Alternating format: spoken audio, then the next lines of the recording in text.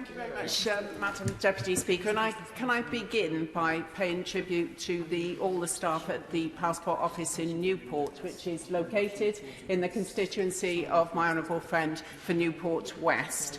And I want to thank them. Many of my constituents work there, and I want to thank them for all their ongoing hard work in difficult circumstances, which are no fault of their own, I would add. They are an extremely dedicated team, and I want to thank them for that dedication. And we'll never forget in Newport how it was a Conservative coalition government that in 2010 tried to close our Newport Passport Office and were forced to change their mind by a very strong local campaign by the PCS Union, working with the South Wales Argus and with the MP, the late great Paul Flynn. And the consequences of that would have been disastrous. And the current state of affairs shows just how important it is that we maintain and we expand the workforce there and other centres across the UK. The staff at the Passport Office are not to blame for the current problems we're seeing, but this government is, and they are letting them down too.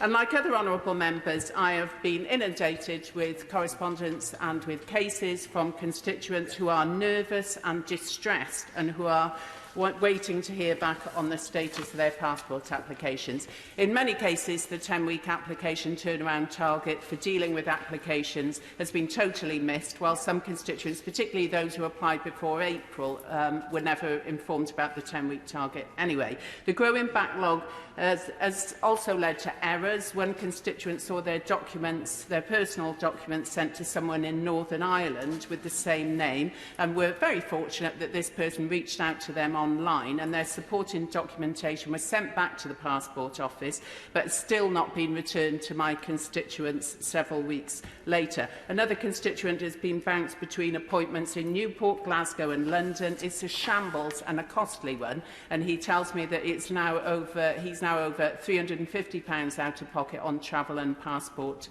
fees. Other constituents feel the same, those who spent 5 hours on the phone chasing up the status of their application, those who've been promised callbacks that never happen, those who've taken time off work to try and resolve the logjam that they find themselves in through no fault of their own, and those having to wait until as late as 48 hours before they travel to find out if their passport will arrive, trying to console their children about whether their holiday is still happening. Constituents are desperate. There are plenty more of these examples I could give, and others will obviously give throughout the debate. And at its root, the problem seems to be a lack of staffing resources, the loss of experienced staff to help upskill newcomers, systems struggling to process applications in the face of demand, and a breakdown in communications between the in-house and the outsourced elements of the Passport Office. Indeed, as has been referenced throughout this debate, the Home Office pays millions to failed outsourced contracts across the Passport Office, including courier services that lose hundreds of passports every year. The mess is preventable as it was predictable, and the buck stops with the Home Office, which was warned about increased demand for passport months ago and yet buried its head in the sand and allowed this huge backlog to grow. And it is telling today in this debate that the Minister has repeatedly refused to answer the question about how big the backlog is. And the PCS are quite right in highlighting that the Home Secretary's failure to plan, recruit and resource operations sufficiently to meet the upsurge in demand. And what makes it worse is that the MP hotlines at UKVA cannot answer passport queries. Despite details being taken and passed on to Passport Office for a response, to date my office has struggled to obtain any replies through this correspondence chain, only via the drop-in service in Portcullis House. And while I appreciate the excellent work that the staff are doing there, and they are, it's clearly not a sustainable system. You know, I'm fortunate that I have a member of staff in Westminster, and my constituency is less than 3 hours away on the train. But for other MPs further away, accessing this hub every week is difficult, and it's not a sustainable kind of outcome for us. It's a logistical nightmare. So why can't we have a dedicated MP hotline for the Passport Office? We used to have one and it worked very well, and you took it away from us.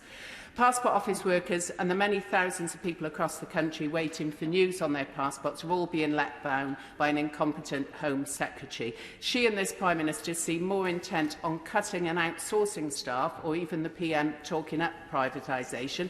And does the performance of TNT, Sopra, Stereo, Teleperformance suggest this is a good idea, or in fact good use of taxpayers' money? We think not. They seem more concerned with that than fixing problems in the here and now. As PCS have highlighted, a further loss of jobs at the Passport Office will only compound the present crisis. So, as many others have said, please get a grip.